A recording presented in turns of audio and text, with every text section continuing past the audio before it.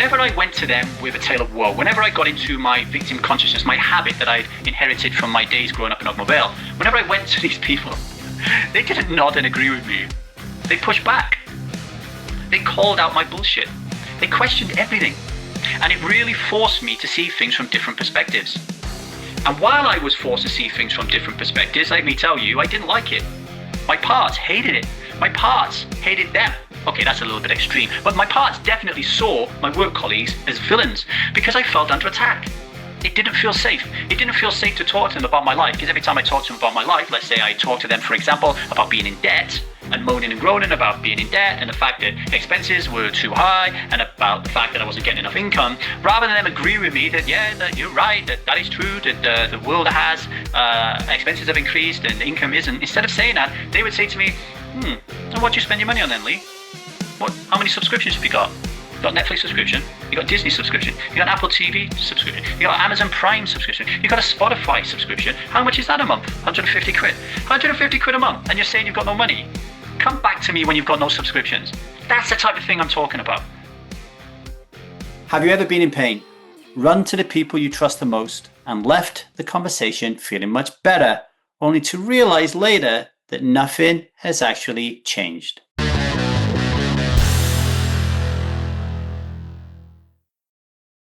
Welcome to the 1000 Days Sober podcast. My name is Davy. I am not an alcoholic. I refuse to be anonymous. I am someone who lives a self-led life, alcohol-free as fuck, and I spend every waking moment of that life helping other people do the same, like right now. Today, we are talking about why running to your safe people keeps you stuck. And this episode was inspired by somebody who I love very dearly, who recently found them in a very tough spot, found themselves in a very tough spot. They felt wronged, they felt undervalued, they felt frustrated, and that all combined to a situation where they felt unsafe. Their nervous system was well out of whack. They were deep into the sympathetic nervous system state known as fight or flight.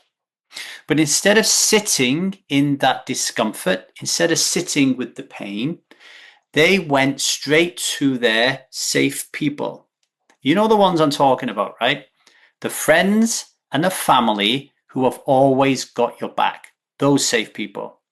And this person who I love went to them and said to them, "Can you believe what happened to me? Can you believe what these people have done to me?"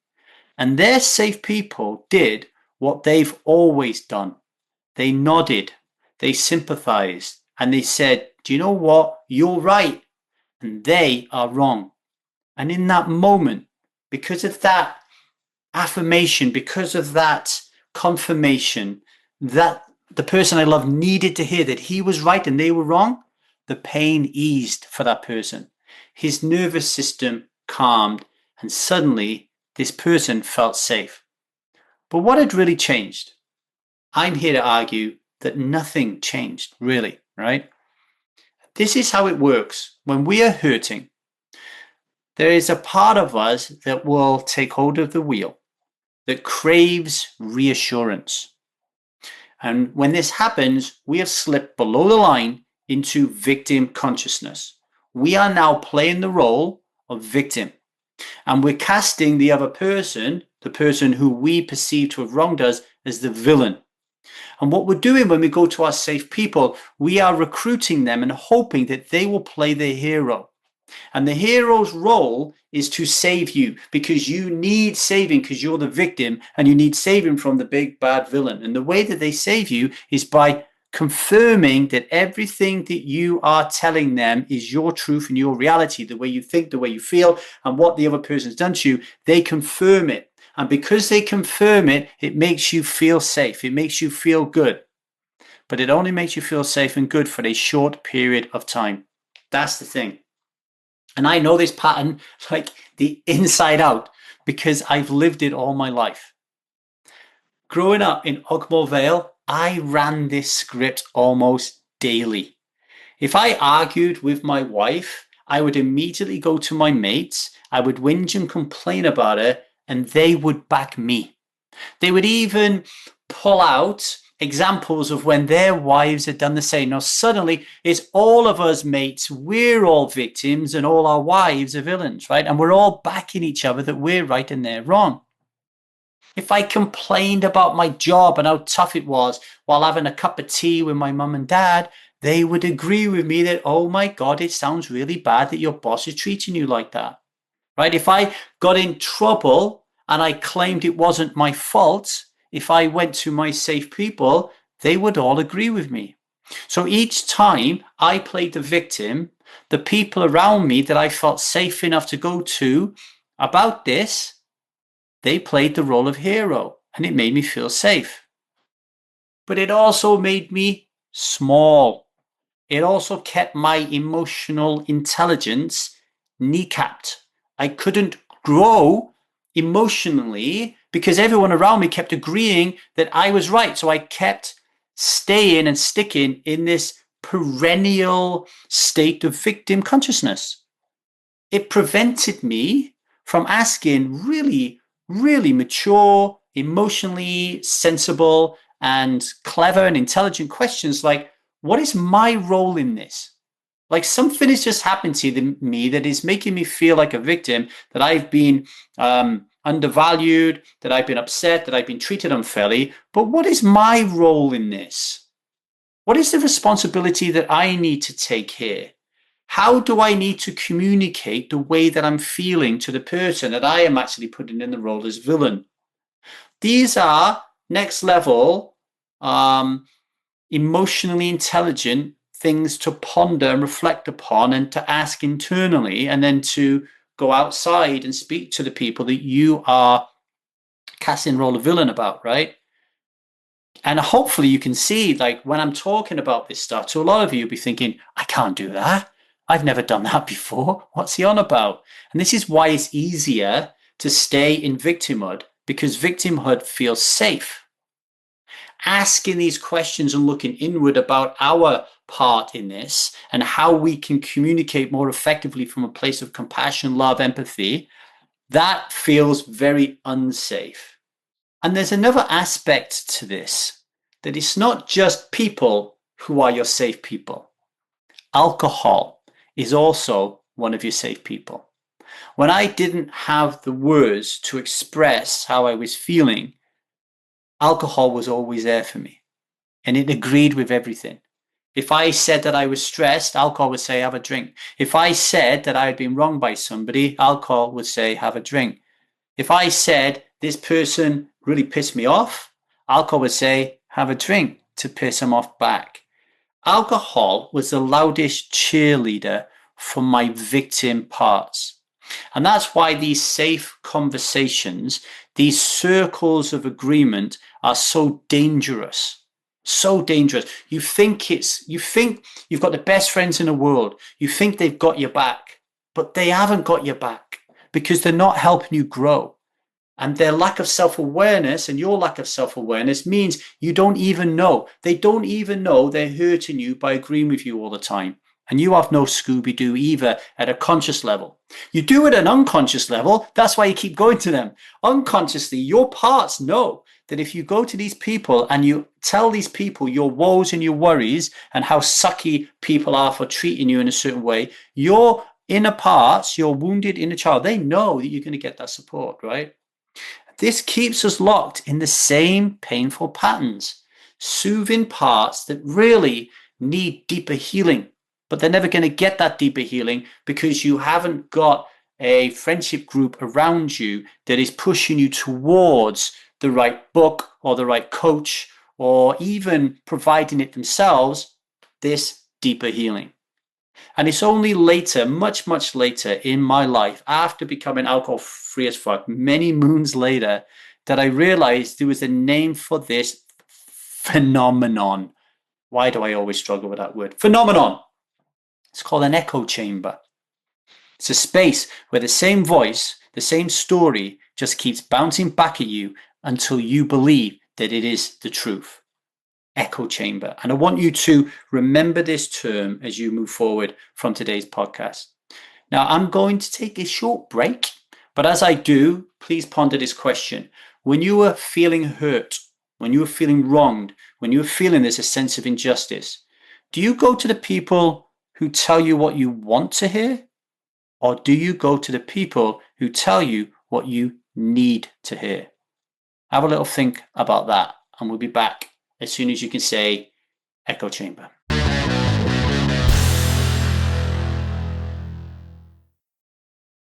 If your nervous system feels on edge by 5 p.m, chances are you run into your own echo chamber, whether that's a wine glass, a WhatsApp group, or a pub stool. Strive Foundations helps you flip that script. 20 bite-sized workshops, one simple truth. Alcohol is the liquid lie. Start today at www.thestrivemethod.com/foundations.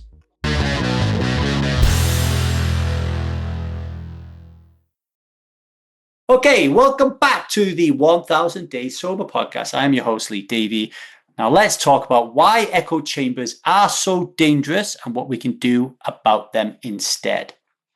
Echo chambers aren't about truth. They're about safety.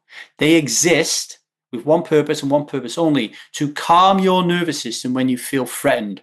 But safety without growth is a trap. Now, I learned the idea of an echo chamber versus something called Ideas Lab in Tim Urban's book, What's Our Problem? Tim has a great blog called Wait But Why, and he wrote this book, What's Our Problem? Go check it out, it's really cool. And at the same time that I read his book and I was learning about this concept, echo chambers, I was working in the TV production world with a bunch of Eastern Europeans, right? People from Belarus, Russia, Latvia, and Estonia. And whenever I went to them with a tale of woe, whenever I got into my victim consciousness, my habit that I'd inherited from my days growing up in Ogmore, whenever I went to these people, they didn't nod and agree with me. They pushed back. They called out my bullshit. They questioned everything. And it really forced me to see things from different perspectives. And while I was forced to see things from different perspectives, let me tell you, I didn't like it. My parts hated it. My parts hated them. Okay, that's a little bit extreme, but my parts definitely saw my work colleagues as villains because I felt under attack. It didn't feel safe. It didn't feel safe to talk to them about my life because every time I talked to them about my life, let's say I talked to them, for example, about being in debt, and moaning and groaning about being in debt and the fact that expenses were too high and about the fact that I wasn't getting enough income, rather than them agree with me that, yeah, that you're right, that is true, that the world has expenses have increased and income isn't. Instead of saying that, they would say to me, what do you spend your money on then, Lee? How many subscriptions have you got? Got Netflix subscription? You got Disney subscription. You got an Apple TV subscription. You got Amazon Prime subscription. You got a Spotify subscription. How much is that a month? 150 quid. 150 quid a month. And you're saying you've got no money? Come back to me when you've got no subscriptions. That's the type of thing I'm talking about, right? That's the type of thing. So my nervous system is still going into fight or flight mode daily because they're actually triggering shame. They're actually saying to me, well, hang on a minute, you're saying you've got no money, but you're buying all this shit. And it's like triggering shame because I'm like, holy shit, they're right. But they're not agreeing with me, right? Like they're pushing me. They're making me to think, well, hang on a minute, they're right. I don't like the fact that they're right. It's making me feel uncomfortable. But you know what? I'm going to go and cancel those subscriptions. I'm going to go and cancel those subscriptions. And this is when I realized that I'm not in danger. Even though my nervous system thinks I am when I'm around these people, I'm not in danger. I'm actually not in an echo chamber. I'm in what Tim Urban is talking about, is an ideas lab. Tim Urban says in his book that very often when outsiders watch him and his friends communicating, it sounds like they're arguing all the time. And they're not arguing all the time, he says. He says it's just their way of communicating. They're challenging each other to grow and develop all the time. Because this challenge, if it's done with respect and coming from a place of love and compassion, and in a lot of cases, the mutual understanding that we're doing it to grow and advance, it does create advancement, it does create growth. Where disagreement forces you, right, to grow up, to grow the fuck up emotionally. Disagreement helps you do that. Challenge helps you do that, as long as it's done in the right way. So the shift is learning to hold your nervous system steady in those moments in the ideas lab, to remind your parts, no, we're safe here right now. Disagreement isn't about rejection. It's more about refinement. So here are 3 moves you can make when you start to feel your nervous system going a little bit uncomfortable, when you're in and around people you know are challenging you, right? Number 1, catch the victim story. Notice when you're playing the poor me card. That's the bait. I would also say you're doing your friends and your family justice by leaning into vulnerability and saying, I want to give you some feedback. You seem to be complaining a lot. And as your friend, that makes me feel blah, blah, blah, blah, blah, blah. You have that conversation. Lead, go first. Don't just catch your own victim story, but also listen out for your friends and your families and have that conversation. Hey, do you notice, do you complain a lot about your debt? As an example, right? Lead, okay? Number 2, pause for regulation. Breathe, right? You don't need to have an arsenal of nervous system regulation tools. Breath work, and I mean my breath work is just simply breathing, recognizing that I'm not really breathing here. Put your hand on your chest, one on your belly, and let yourself breathe down that nutrients canal. Just let your system know that you're safe. Okay. And number 3, seek truth tellers, not comforters. Go to the people who will ask the hard questions, not the ones who hand you instant approval. That's tough. That's tough because your system is used to going to people who are always going to have your back. Look, as a kid, whenever you want something, you know which parent is likely to give it to you. Everybody's experiences as a child and as a parent. The old adage of don't go to your dad when I just told you can't have something, right? It's almost like it's hardwired and built into us. We know who's going to keep us safe. We know who's going to give us what we want. That is difficult programming, but it doesn't mean that it's impossible to do. It doesn't mean that you can't change. And it doesn't mean, and this is why I was stuttering then, because I was thinking of the right words. Enjoyment's not the right words, but for me, I'm going to use the word enjoyment. Whenever there's growth and development, whenever I'm growing and development, there is an enjoyment in there. There's something very satisfying. Yeah, I'll give you a real life example. I would go around my mum's house and I look forward to seeing her. I put the kettle on and sit down. I'd say, hey, Mum, how's it going? Oh, it's going great. But then she would start to tell me all the reasons why life is shit, right? My sisters, her friends, the price of tuna, all these type of things. And I had to at one point say to my mum, hey, Mom, I need to give you some feedback because I love you very dearly. And my experience is when I come round and I hear you complaining about something, it makes me feel really uncomfortable because I don't want to be in that energy. So my request is that you just listen to my feedback and maybe when I come round, we can talk about something else other than like moaning and groaning, right? And she's like, oh my God, wow, I didn't realize. And then as we were talking, she was like, do you know what? I do moan and groan a lot, don't I? And I felt a satisfaction that I'd helped her. And I felt the satisfaction that I'd helped our relationship because I was actually going into the house in an inauthentic state. I was actually parts driven, not self, because I was waiting for the complaints and I was waiting to play a role where I would kind of like nod and almost like not agree with them, but allow it to happen. So the whole experience of being with my mom and how many experiences will I have with my mom before she's pushing up daisies in 20, 30 years or whatever, right? Like, you don't have that much time with your family than you think you do. Don't waste it, right? Don't waste it. So just wanted to give you that as an example of this change can feel very rewarding and you can be an inspiration to people. And when it comes to alcohol, just recognize it for what it is. It's just the ultimate echo chamber. It never challenges you. It only soothes you. Choosing to be alcohol free as fuck. It's actually choosing to leave the chamber, right? To feel the discomfort of growth and to realize that you can handle it. And then that allows you to live from self instead of living from your past, right?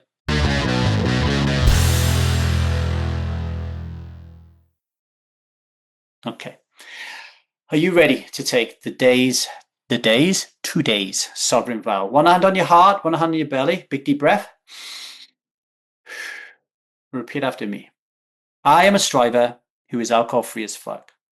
And today I will not drink because that is not what I do and that is not who I am. Echo chambers feel safe because they always agree with you, but nothing changes there.